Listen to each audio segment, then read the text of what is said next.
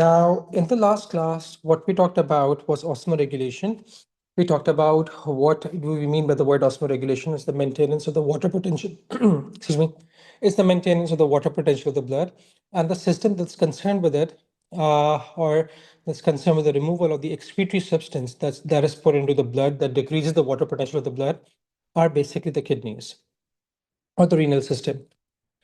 When we talk about the renal system, हम लोग क्या बात करते हैं कि भाई renal system consists of two kidneys, which produce urine and are connected with the urinary bladder, which stores urine, and the urine is transported from the kidney into the urinary bladder through these muscular tubes that we call as ureters, right? अच्छा जी. The urine then gets out of the body through another muscular tube called as the urethra. Urethra singular है, ureters दो होते हैं, इन दोनों में confuse मत होइएगा.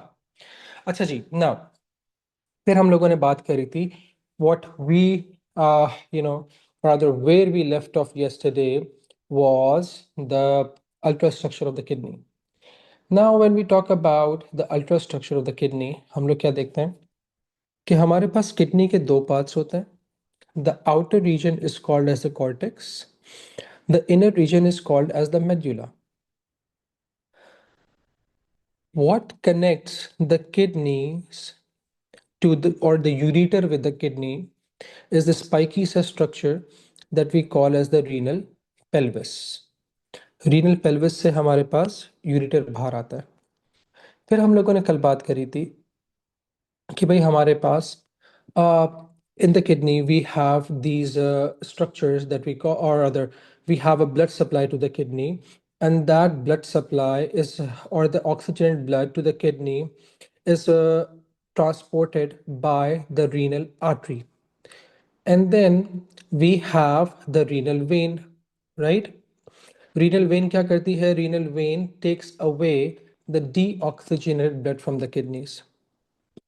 फिर कल हम लोगों ने where we left you guys off, हम लोगों ने बात करी थी कि भाई कौन सी वाली blood vessel है that has a higher concentration of urea, right? So did you guys find it out? अब देखो हम कहते हैं the renal artery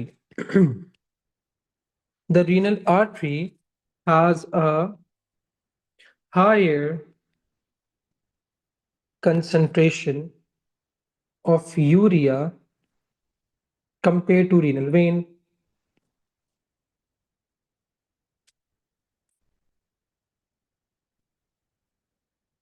ठीक है.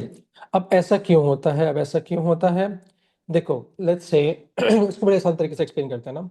Sometimes I make tea. जब भी मैं चाय बना रहा होता हूँ, the herbal one, not the verbal one.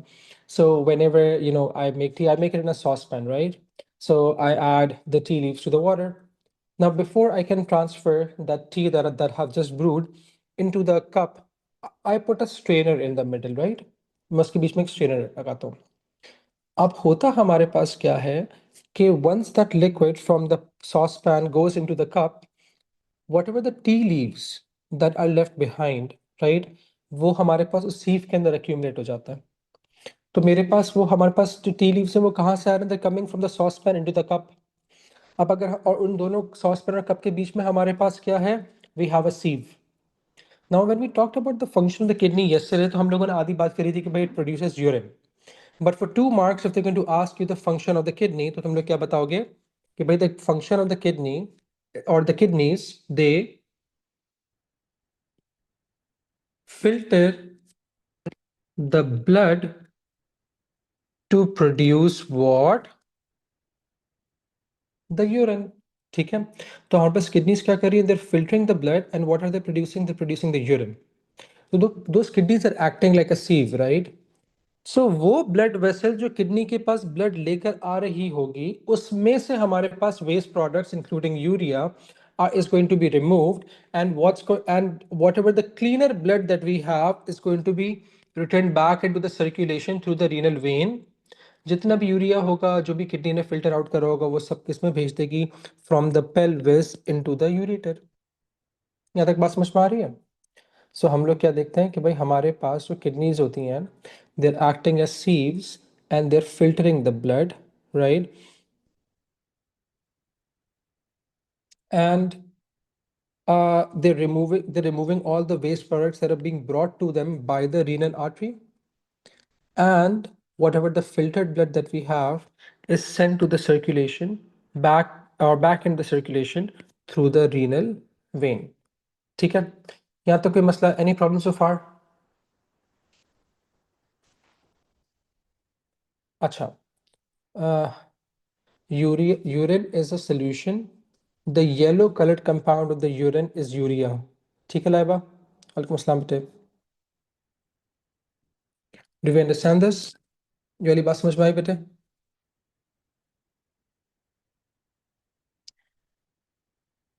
All right, now अब देखो, ओके folks. Now अब अगर हम लोग बात करें, अब अगर मैं तुम लोगों से पूछूं कि भाई now okay we know the function of the kidney, कि भाई किडनी क्या कर रही है, ब्लड को फिल्टर कर रही है, यूरिन प्रोड्यूस कर रही है, लेकिन कैसे, how is it even able to do that, right? तो हम लोग क्या देखते हैं, हाँ, सो आई एक्सप्लेन दिस अभी कुमेल के इट, हाँ एग्जैक्टली, किडनी फिल्टर की तरह काम कर रही है ना, तो it's like the T in the saucepan. So whatever the tea that is moving into the sieve, right, it will collect all the tea leaves so I can throw them in the bin. तो जितना हमारे पास blood renal artery से आ रहा है, it has a higher concentration of what? Urea and the other nitrogenous waste product. जो kidney, which will act like the chai की छन्नी, which will act like, that sieve, will remove it into the urine, right? और जो भी filtered हमारे पास blood होगा, it will return back into the circulation through the renal vein. Make sense मेरा बेटा? कमाल बच्चे, आरफा बच्चे. ऑल राइट, वालेकुम सलाम. नाउ अब क्या होता है, अब इसको देखिए. अब द क्वेश्चन इज कि अगर किडनी ये काम कर रही है तो ये कैसे कर रही है, ठीक है? How is the kidney even working like that? अब होता हमारे पास क्या है, किडनी के अंदर we have the small structures that look like this, right? And there are many of them. These small structures are what we call as nephrons. 1.1 million nephrons in each of your kidneys. So in both of your kidneys कितने हो जाएंगे? 2.2 million nephrons. ठीक है? So you're a millionaire as far as nephrons is concerned. तो भाई ये nephron होता क्या है? Probably some guy, probably some histologist. तो ये नेफ्रॉन्स करते क्या? So let's just get rid of this red blood cell. अच्छा, अब देखो होता क्या है. अगर हम लोग नेफ्रॉन्स के बारे में बात करें, so whenever we have to describe the nephron, हम लोग उसको स्ट्रक्चरली भी डिफाइन करते हैं और हम लोग उसको फंक्शनली भी डिस्क्राइब करते हैं, राइट? अगर हम लोग उसको फंक्शनली देखें, स्ट्रक्चरली फंक्शनली देखें, तो हम लोग कह देंगे कि भाई nephron is the smallest functional unit of the kidney. कहने का मकसद क्या हुआ कि भाई किडनी का सबसे छोटा यूनिट, सबसे छोटा स्ट्रक्चर जो उसका काम कर रहा है. If they going to give you 2 mark definition for nephron और the for the function of the nephron, तो तुम लोग बताओगे it's the smallest functional part of the kidney that filters the blood and produces what? Urine, right? Structurally ये क्या है? हम कहते हैं स्ट्रक्चरली इट्स अ माइक्रोस्कोपिक, मतलब इतना छोटा है कि भाई एक किडनी के अंदर ऑन एन एवरेज 1.1 मिलियन होता है. So it's a microscopic network of tubules और network of microscopic tubules, either way. Tubes क्या होते हैं? Tubes are hollow structures, right? हमारे पास टायर्स की ट्यूब्स होती है. That life buoy that we wear whenever we going swimming, वो जो डोनट पहनते हैं ना, उसे लाइफ बॉय कहते हैं. लाइफ बॉय साबुन नहीं है सिर्फ. तो खैर, so that life buoy that we wear, that's also considered as a tube, right? कुछ हम लोग ointments को भी tubes कहते हैं, hollow structures, right? तो ये hollow है और ये एक नहीं है, ये पूरा network of tubules है. If you guys would have seen McDonald's के palace की slides, तो वो भी tubes होती है ना. So you go inside and you crawl inside of them, right? So that's what tubes are, right? हाँ, अब अगर हम लोग आगे चले, now what we need to do is we need to discuss the structure of the nephron, और अगर nephron ये फिल्ट्रेशन कर रहा है तो कैसे करेगा। उससे पहले हम एक छोटी सी बात देख सीखेंगे। We are first going to talk about the blood supply to the kidney. ठीक है। Sure, we'll near a nephron. This whole thing is a nephron beta. This the one that I've drawn in green command. ठीक है। Nephrons themselves are tubules. Tubules क्या होते हैं? छोटी tubes, क्योंकि उनका स्ट्रक्चर ट्यूब्यूल की तरह है।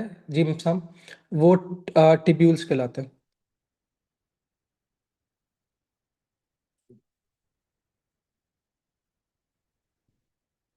वो it's an outer cortex and the inner medulla. What other layer are you talking about, Sam? अच्छा जी। So अब अगर मैं before going forward, if I would show you the structure of the kidney, did I show the structure of the kidney? No. So let me show it to you. So might have a kidney right here. Here we are. तो देखो, इसके बारे capsule होती है, that's not very important for us, but we need to know that outer lighter region is called as the cortex, this inner darker region is called as the medulla. ये जो spiky सा structure है which is connecting the ureter with the kidney is the pelvis. So we have the renal artery going in, right, and the renal vein taking the blood out, the oxygen blood out. ठीक है।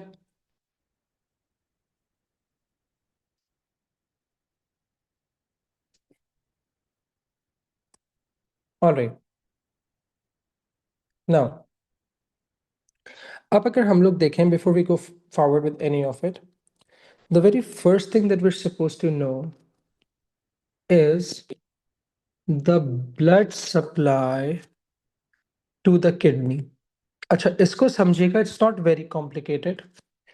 हमारे पास whenever we talk about the blood supply to the kidney, kidney के अंदर एक portal system होता है। ठीक है। पोर्टल सिस्टम का मतलब क्या हुआ?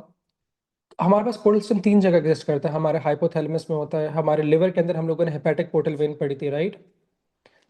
तो पोर्टल सिस्टम के अंदर instead of a single capillary network you have to,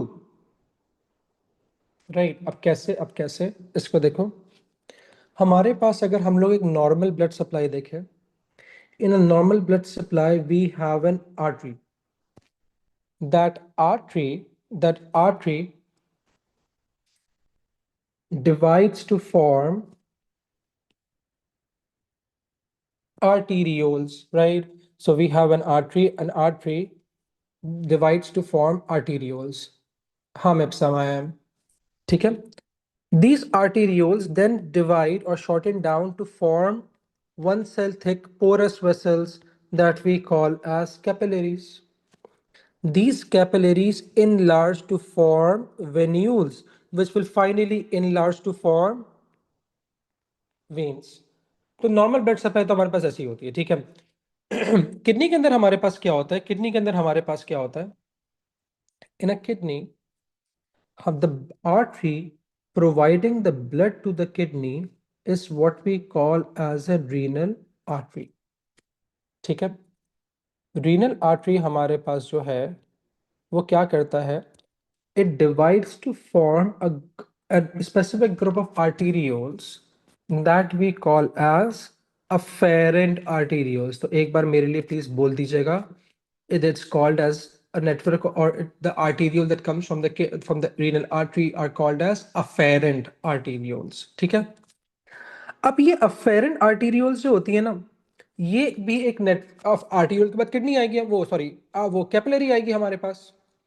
Now, this group of capillaries that we have, they are called as glomerular capillaries। तो एक बार प्रोनाउंस कर लो ताकि स्पेलिंग में गलती नहीं हो। They are called as glomerular capillaries। ठीक है। दो में ब्रेक करके बोलोगे, it's going to be easier. So we have a network of glomerular capillaries। अब इन कैपिलरीज के बाद तो वेन्यूल्स बन जाना चाहिए ना, लेकिन यह वेन्यूल नहीं बनता। यहां इंस्टेड ऑफ अ वेन्यूल एक और नेटवर्क ऑफ कैपिलरी आर्टीरियोल्स बनता है। ठीक है। ग्लोमेरुलर कैपिलरीज के बाद अब हमारे पास we give there is an arteriole formed again and that arteriole is called as an efferent arteriole. तो देखो क्या हुआ, हमारे पास रीनल आर्टरी आई, renal artery gives rise to the afferent arteriole, afferent arteriole से ग्लोमेरुलर कैपिलरीज बनी। These capillaries were supposed to form the venules, but they don't. They form another network of arterioles called as efferent. Exit से याद रखो efferent arterioles, right? फिर इस efferent arteriole से दोबारा एक और कैपिलरी नेटवर्क बनता है।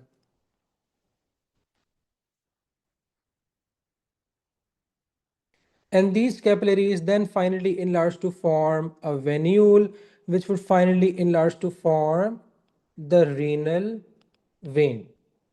ठीक है, अब ये हो क्यों रहा है इसको हम लोग देखते हैं। अफरेंट डिफरेंट आर्टीरियल्स होते हैं, बता रहा हूँ बेटे क्या होता है, बता रहा हूँ। Will come to that, will come to that. अभी उसकी फिक्र नहीं करोगे वो क्या कर रहा है क्या नहीं कर रहा, will come to that eventually. अभी बस हमें इतना पता होना चाहिए, रीनल आर्टरी से the arteriole that is going to be formed will be called as afferent arteriole. Afferent arteriole would give rise to the glomerular capillaries, which will not enlarge into a venule, but will enlarge into an efferent arteriole। ठीक है, तो ये जो trio है ना हमारे पास, this trio is important for now, will talk about it, will talk about it, don't worry. अभी हम लोग इसको फिट करेंगे नेफ्रॉन के अंदर, डोंट वरी अबाउट इट। अब उससे पहले एक चीज देखो, I wrote capillaries in two colours here signifying that they carry out gaseous exchange। कि हमारे पास जो कैपिलरीज होती हैं from the arterioles, they bring oxygenated blood, they let go of the oxygen into the respiring tissues and take in carbon dioxide, and the blood inside of them goes from oxygenated to deoxygenated। all right, बात समझ में आ रही है, you have to memorize, yes, at least ये जो trio है afferent, efferent और glomerular capillaries ये मेमोराइज करना है। ठीक है, अब इसको देखो, आसान सी चीज़ है, बाद में समझ में आ जाएगी खुद ब खुद। खैर, what I am trying to tell you is, what I am trying to tell you is कि देखो मेरे पास यहाँ जो कैपिलरीज हैं, I have written them in two colours so that I can tell you कि भाई कैपिलरीज गैसेस एक्सचेंज ही करवा रही हैं। But if you would look at the glomerular capillaries, I only wrote them in a single colour. इससे हमें क्या पता चलता है, इन ग्लोमेरुलर कैपिलरीज का काम गैसियस एक्सचेंज नहीं है। They will form an arteriole again. Why are they forming an arteriole again? Because they still contain oxygenated blood। फिर जाके ये एक और इफरेंट आर्टीरियोल से एक और नेटवर्क ऑफ कैपिलरीज बनेगा जो कि गैसियस एक्सचेंज करवाएगा। ग्लोमेरुलर कैपिलरीज का काम गैसियस एक्सचेंज नहीं है। ठीक है, नाउ अब now that we know this blood supply, अब हम थोड़े से हटते हैं। And now what will talk about is the structure of a nephron.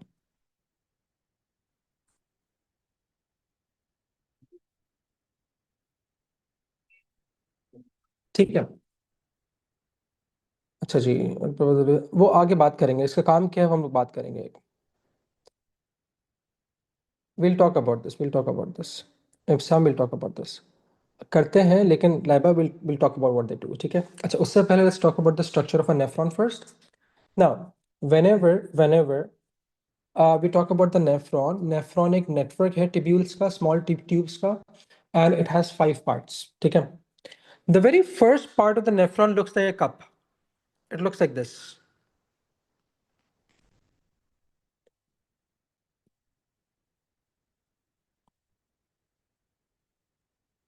right? This cup-shaped structure that we have is called as the Bowman's capsule। ठीक है, फिर इस बोमेंस कैप्सूल के बाद हमारे पास ना एक टेढ़ा मेढ़ा टिब्यूल का नेटवर्क शुरू हो जाता है। जो टिब्यूल्स होती है ना वो टेढ़ी मेढ़ी हो जाती हैं। ठीक है, अच्छा, टेढ़े मेढ़े को अंग्रेजी में क्या कहते हैं, जिगजैग भी कह सकते हैं, कॉन्वोलेटेड। ठीक है, सो मेरे पास एक ऐसी टिब्यूल आ गई जो टेढ़ी मेढ़ी है और वो कैसी है, कॉन्वोलेटेड है।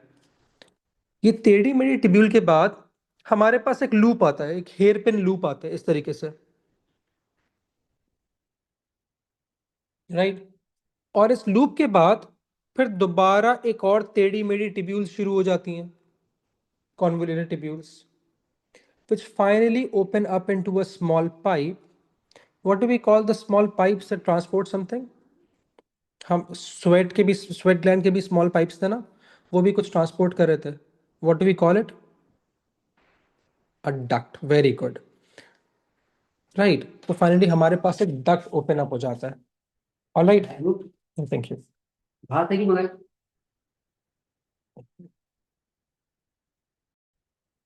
राइट. सो हमारे पास फिर एक टिब्यूल हो जाता है, एक कलेक्टिंग डक्ट आ जाता है.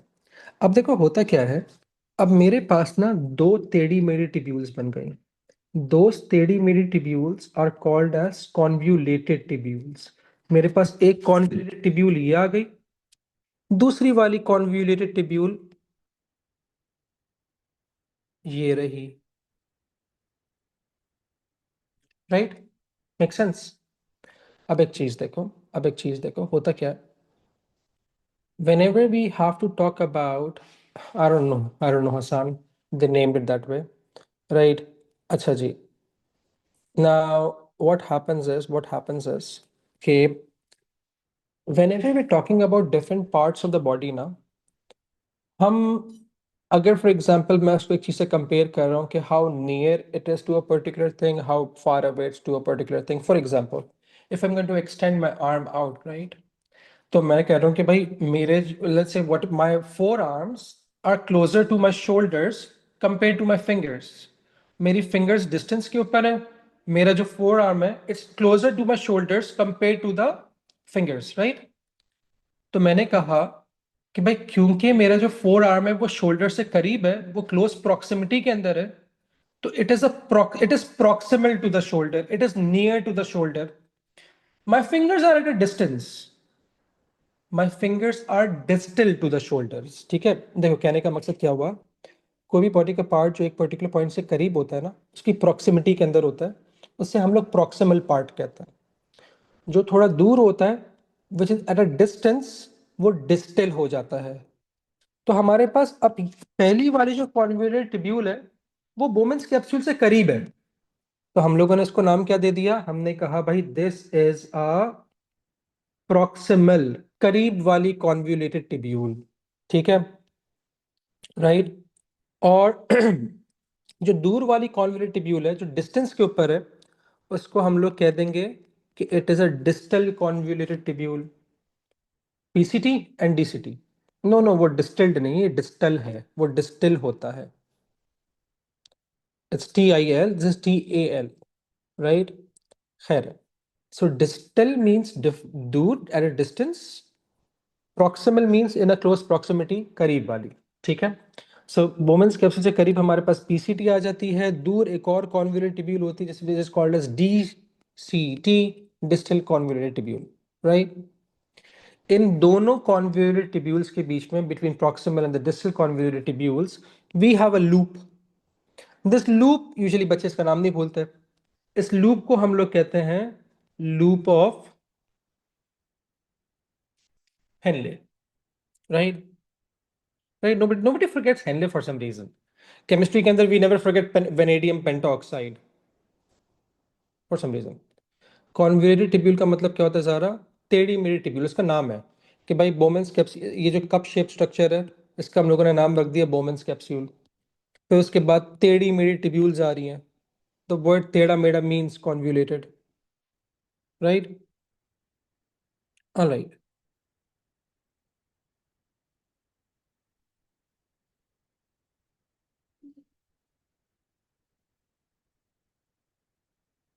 Make sense? या तो कोई मसला नहीं. और हमारे पास ये जो आखिरी वाला पार्ट, ये जो आखिरी वाला पार्ट होता है, इसे हम लोग कहते हैं कलेक्टिंग डक्ट. और इस कलेक्टिंग डक्ट के बाहर what comes out the collecting duct? The urine does. ठीक है. अच्छा, अब before we go further, yup, बिल्कुल मिप्साम। खैर, अच्छा अब एक चीज देखिए, एक minute, let me answer your questions.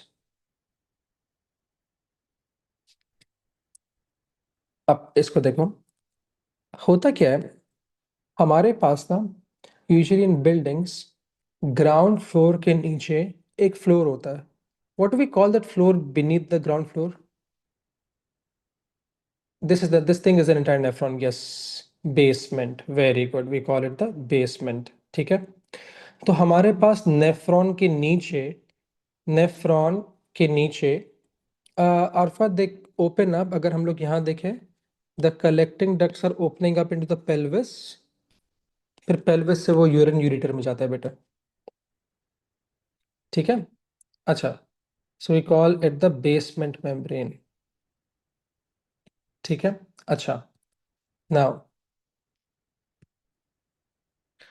अब अगर हम लोग इसको यहाँ देखें, तो हम लोग क्या देख रहे हैं कि the nephron itself is surrounded by or has a whole membrane underneath it. That membrane is not made up of it's not a cell membrane. Membrane कोई भी कवरिंग होती है ना, ठीक है, सेल की कवरिंग है सेल मेम्ब्रेन। ये वाली जो मेम्ब्रेन होती है it's made up of proteins, right, it's made up of proteins. और ये किसकी तरह काम कर रही होती है? इट एक्ट्स लाइक अ सीव, ठीक है। क्योंकि ये नेफ्रॉन के नीचे की तरफ होती है, we call this membrane as the basement membrane, ठीक है। तो ये मेम्ब्रेन पूरे नेफ्रॉन को सराउंड कर रही होती है, so we say it lies underneath the nephron, right, like this. So it surrounds whole of the nephron, सिर्फ एक पार्ट नहीं करती, पूरे नेफ्रॉन को करती है।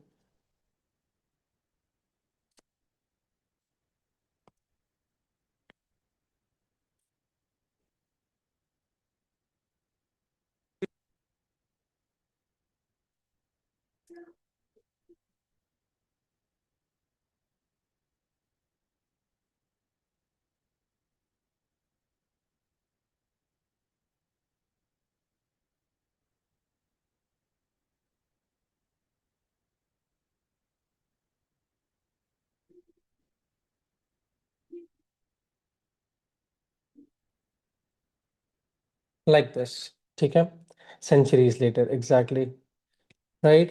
So this membrane that we have right here is called as the basement membrane, ठीक है। ये बेसमेंट मेम्ब्रेन क्या करती है? इट्स, सबसे पहली बात हम कहेंगे, it's made of what? Proteins, and acts like a what? A sieve. sieve क्या होती है? छन्नी की तरह काम करती है, ठीक है। all right, now okay, all right, okay, I was breathing. खैर, कम बैक हियर, ठीक है। अच्छा जी, अब देखो, अब now that we know, again जल्दी से very quickly let's revise our nephron. So the very first part of the nephron that we have is called as what? It's called as the Bowman's capsule, right? Bowman capsule के बाद हमारे पास एक टेढ़ी मेढ़ी tubule आती है, एक hair pin loop, फिर दोबारा एक टेढ़ी मेढ़ी tubule, right?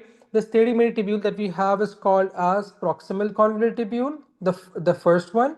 The one which at a distance is called as distal convoluted tubule, right? Between the PCT and the DCT, we have a hairpin loop called as, or a loop called as a loop of Henle.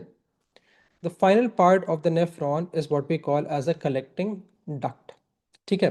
अच्छा, अब इसको यहाँ देखो, अब हमारे पास जितने भी nephrons होते हैं ना, सो अगेन रीनल आर्टरी हमारे पास किडनी के अंदर आ गई, right. So the renal artery, now let's talk about this now. Renal artery kidney के अंदर आई, ठीक है। हर नेफ्रॉन को हर नेफ्रॉन को और नियरली हर नेफ्रॉन को रीनल आर्टरी एक आर्टीरियोल प्रोवाइड करेगी। रीनल आर्टरी एक नेफ्रॉन को एक आर्टीरियोल प्रोवाइड करेगी।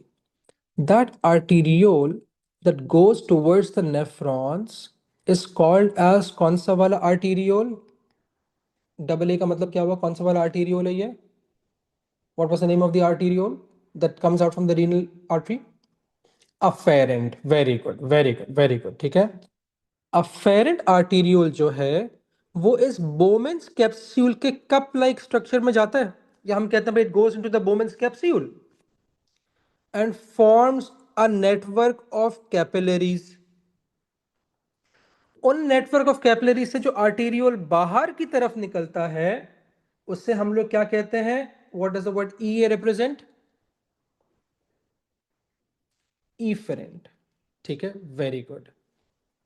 सो अफेरेंट आर्टीरियोल के अंदर, राइट, और एफेरेंट आर्टीरियोल से ब्लड एंटर हो रहा है, इफेरेंट आर्टीरियोल से ब्लड एग्जिट हो रहा है. इनके बीच के अंदर we have a network of capillaries that are called as the glomerular capillaries. Glomerular capillaries को प्यार से हम लोग ग्लोमरुलस कहते हैं, right? So the network of capillaries right here is called as the glomerulus. ठीक है. अब देखो अब हुआ क्या. ब्लड मेरे पास अफेरेंट आर्टीरियोल से आ रहा है, is passing the glomerular capillaries or the glomerulus and it's getting out through the efferent arteriole. ठीक है. हम्म. I'll show you. I'll show you. अगर हम लोग नेफ्रॉन की एक पिक्चर देखें तो नेफ्रॉन लुक्स लाइक दिस.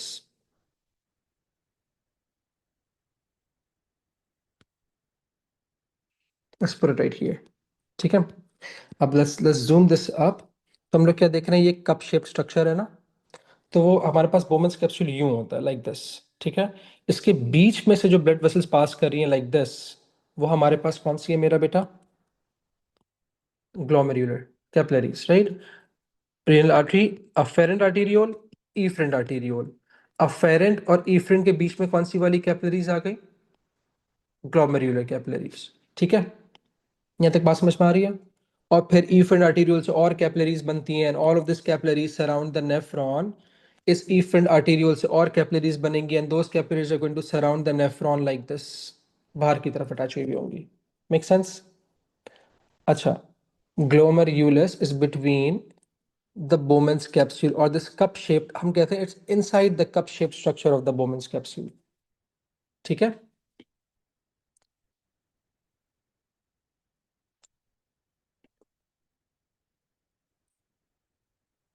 चंदा इस तरीके से आ रहा है. ठीक है.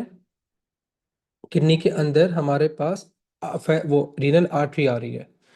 Renal artery is dividing into many afferent arterioles, और हर अफेरेंट आर्टीरियोल से जो कैपिलरी का नेटवर्क बन रहा है like this, that network of capillary is called as glomerulus.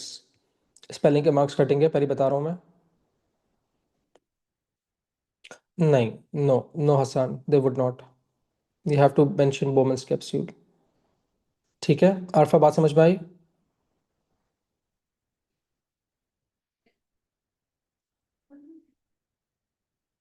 All right. अब इसको दोबारा देखो, अब इसको दोबारा देखो, अब इसको दोबारा देखो. Now let's come back here. ठीक है. Nephrons are placed all over the kidneys इस तरीके से. इतने माइक्रोस्कोपिक होते हैं कि हमें नजर भी नहीं आते. Again 1.1 million nephron in a single kidney. ठीक है सारा बेटा. Do we get it? अच्छा जी. नाउ नाउ नाउ अब let's come back here, let's come back here. मुझे एक बात ये बताओ, if you just look at this particular trio of the afferent arteriole, the glomerulus and the efferent arteriole, if I would ask you guys कि भाई is there a visible difference between the afferent arteriole and the efferent arteriole? कोई ऐसा difference है तुम लोग देख सकते हो?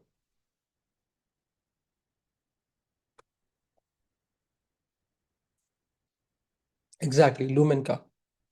The afferent arteriole has a wider lumen, the efferent arteriole has a narrower lumen, right? Thin and thicker नहीं, thin and thicker नहीं. Lumen lumen lumen afferent arteriole का वाइड है. इफरेंट आर्टेरियोल का लूमेन जो हमारे पास है वो क्या है? वो नैरो है. ठीक है. अब मुझे एक बात ये बताओ, So again, let's write it down. Afferent arteriole has a wide lumen. Efferent arteriole has a narrow lumen. अब मुझे एक बात ये बताओ, वेरी गुड साहब, मुझे एक बात बताओ, अगर अफेरेंट आर्टेरियोल का लूमेन वाइड है, so will more blood be able to enter to it? Yes. अगर इसका लूमेन नैरो है, तो will less blood leave it? Yes. सारा ब्लड किधर फंस जाएगा? अब देखो, for example, if we are going on a road और हमारे सामने एक ब्लॉकेड आ जाए, तो इस ब्लॉकेड के पीछे जितनी भी गाड़ियां फंसेंगी वो ब्लॉकेड के पीछे फंसेंगी ना, आगे तो आराम से निकल जाएंगे हम इसके। तो इसी तरीके से जब बहुत सारा ब्लड अंदर फिलअप हो रहा है लेकिन less blood is able to go out, so where will this blood fill get filled up? Glomerulus. Very good. और ग्लोमेरुलस के अंदर प्रेशर बढ़ता जाएगा ना, मतलब मैं एक बलून के अंदर हवा भरते जा रहा हूँ, भरते जा रहा हूँ, भरते जा रहा हूँ, तो it keeps on swelling up, the pressure keeps on swelling up, right? Make sense? Spelling ठीक करो। नाउ व्हाट हैपेंस इज, अब इसको गौर से सुनिएगा, इसको गौर से सुनिएगा। We know whatever the capillaries that we have, whether they're normal capillaries, whether they're the glomerular capillaries, capillaries are one cell thick and they are porous, right? Guys, shush. They are what? They are porous, right? उनमें holes होते हैं, some things can leak out. अब मेरे पास एक plastic की bottle है, उसके अंदर होल्स हुए हुए हैं, substances are going to leak out, the liquid that would be inside that bottle is going to leak out. लेकिन अगर हम लोग, नो नो नो नो, मैं बता, वॉल्यूम कम हो जाएगी बेटे, ज़रा वॉल्यूम कम हो जाएगी। It's thinner or let's say it has a narrower lumen, ताकि ग्लोमेरुलस के अंदर ब्लड पूल इन हो सके और प्रेशर बढ़ जाए। More blood coming in, filling up right here, less blood leaking out, this will increase the blood pressure in the glomerulus. ठीक है, अब मैं वही बता रहा हूँ कि अगर मेरे पास एक बॉटल के अंदर बहुत सारे होल्स हुए हुए हो, whatever the liquid that I'm going to put in is going to leak out. But if I'm going to apply more pressure onto that bottle, that liquid is going to leak out much faster. अब होता क्या है, because of the differences of the diameter of the lumens of the afferent and the efferent arteriole, the pressure in the glomerulus increases. The pressure in the glomerulus increases, which causes the components of the blood, not the blood itself, components of the blood to leak out of it and enter into the Bowman's capsule. Bowman's capsule के जो sales होते हैं उनके बीच में भी spaces होते हैं, वहां से सारे कंटेंट्स आ जाते हैं। अब मुझे एक बात ये बताओ, ये जो ब्लड अपने कंटेंट्स लीक कर रहा है, once they get out of the glomerular capillaries and before they get in the glomerulus, once they're getting out of the glomerular capillaries and they're not getting in the glomerulus, वो कौन सी वाली membrane को पास कर रहे हैं? What is this green colour membrane that we have right here? बिल्कुल ईशल अली, बिल्कुल ईशल बेटे, they are crossing the basement membrane. Very good. और ये बेसमेंट मेम्ब्रेन किसकी तरह काम कर रही है मेरे बच्चों? It's acting as a filter, it's acting as a sieve. Very good. तो ब्लड का जो भी कंपोनेंट होगा जो कि इस नेफ्रॉन के अंदर आ रहा है, वो फिल्टर होकर आएगा, राइट? अब मुझे जल्दी से एक बात ये बता दो, products of distillation are called as distillates.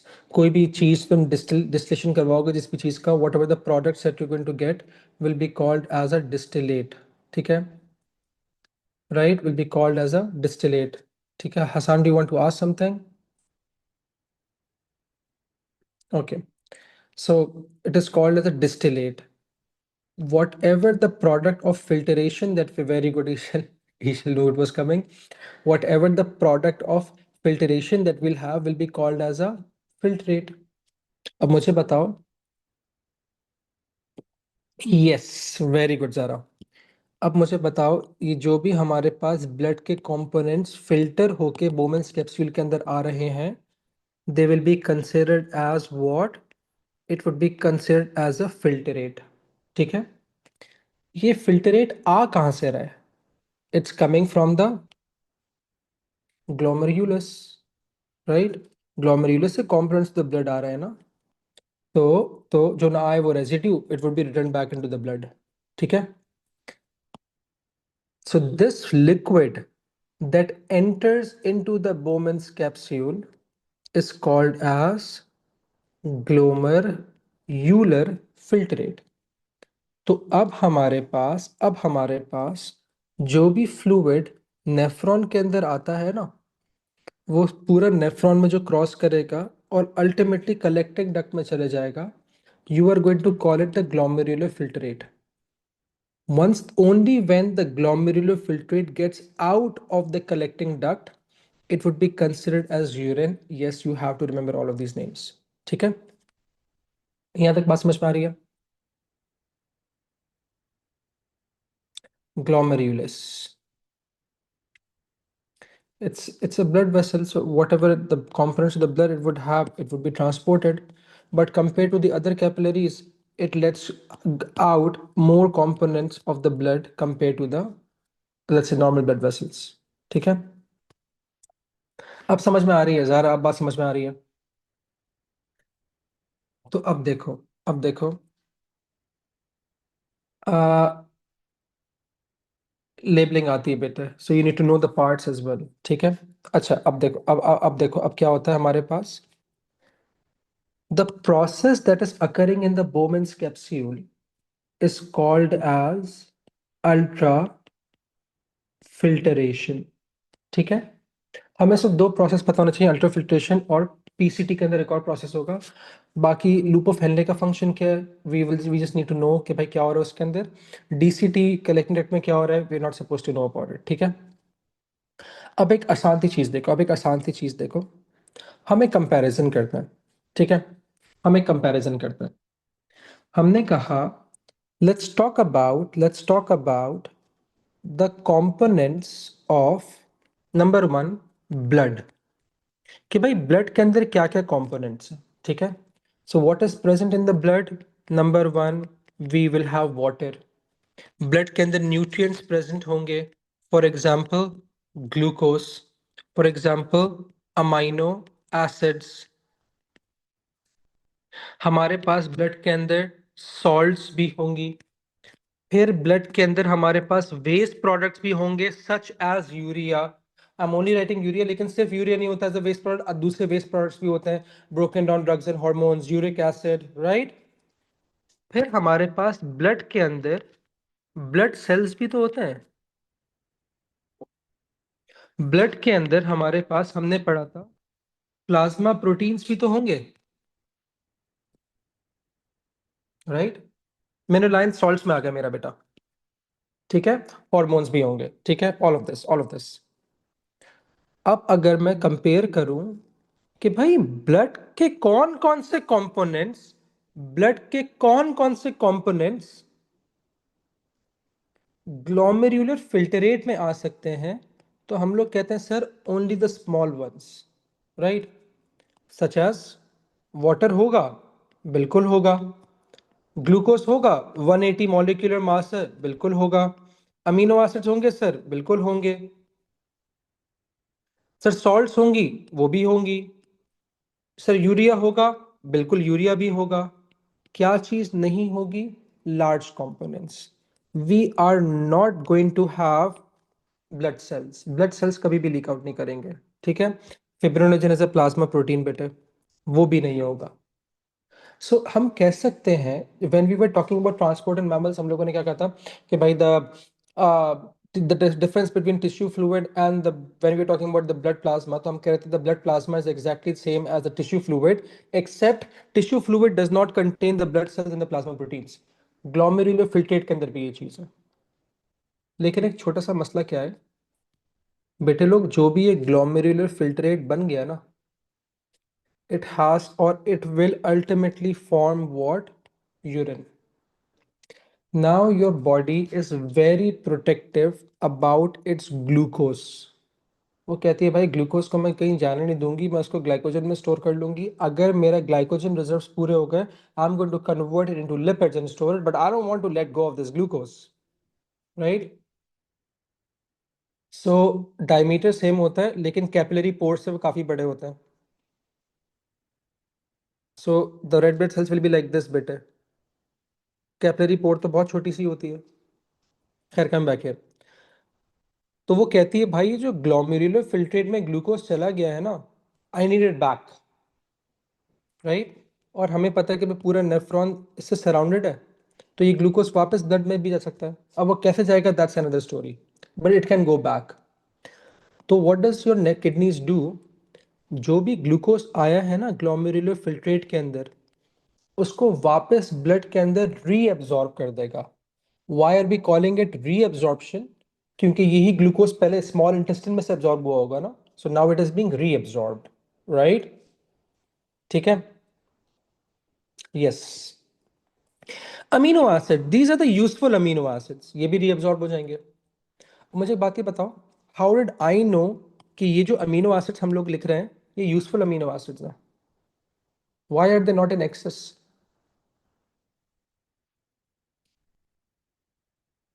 Why are they the useful amino acids? No, useful amino acids हैं बेटे. वेरी गुड, वेरी गुड सारा. भैया अगर ये यूजफुल नहीं होते, ये एक्सेस होते, तो मेरा लिवर तो उनको यूरिया में कन्वर्ट कर देता ना. बट सिंस दे नॉट, नहीं नहीं माइंड, यूजफुल अमीनो एसिड्स का मतलब क्या हुआ? Glucose is used for respiration. Amino acids are used for, let's say, protein synthesis. They have to make proteins. Mine amino acids cannot be stored, and the excess amino acids that, excuse me, that are not needed by my body will be converted into urea. लेकिन वो amino acid जो urea में convert नहीं हुए, my body has to use them, right? For example मेरी skin पे जो hair बन रहा है, keratin is made up of proteins, protein keratin is a protein, proteins are made up of amino acids. तो मेरे इस लिवर से यहाँ तक स्किन तक, तो वो अमीनो एसिड्स कैसे गए? They went through the blood, right? तो ये जो अमीनो एसिड्स, ठीक है, कंफ्यूज मत हो. ये जो अमीनो एसिड्स हमारे पास ब्लड के अंदर ग्लोमेरुलर फिल्ट्रेट के अंदर आए हैं, they are the useful amino acids which have to be reabsorbed back into the blood so the body can make proteins out of them. जो भी एक्सेस अमीनो एसिड्स थे ना, उसको लिवर ने किस में कन्वर्ट करा हुआ था? यूरिया में. ठीक है. Do we get it? Kumail, glucose is reabsorbed so that it could be used for respiration. Amino acids reabsorbed so we can make our proteins from them. कोई नहीं. अच्छा जी. ठीक है. अच्छा, अब इसको यहां देखो, अब एक आखिरी बात देखो. ब्लड का वाटर पोटेंशियल मेंटेन करने के लिए not all but few salts will also be, few ions, few mineral ions will also be reabsorbed. हाँ, लेकिन क्या चीज? Because of pressure they were in the blood, blood was being pushed out, कोमेल. blood was being pushed out because of the pressure, so they also went in. Now the body wants them back. So whatever the blood vessels that are surrounding the nephron, the glucose and the amino acids will go back. Right. अच्छा जी, अब इसको याद देखो. Urea is not reabsorb. Urea reabsorb नहीं होगा भाई, वो waste product है, वो यूरिन में जाना है. So can I say that the nephron is not absorbing everything that's present inside of it? It's only absorbing a few things. It's being selective about its reabsorption. Very good. So this reabsorption, where does it occur? It occurs in the PCT, in the proximal convoluted tubule, and the process involved is called as selective reabsorption. ठीक है? So we'll stop here today. In the next class, we'll talk about bone ultrafiltration and selective reabsorption in a bit more detail. And then we're going to get in with the excretion wala part. Then we'll be moving to hormones. All right. I hope you guys have a good day.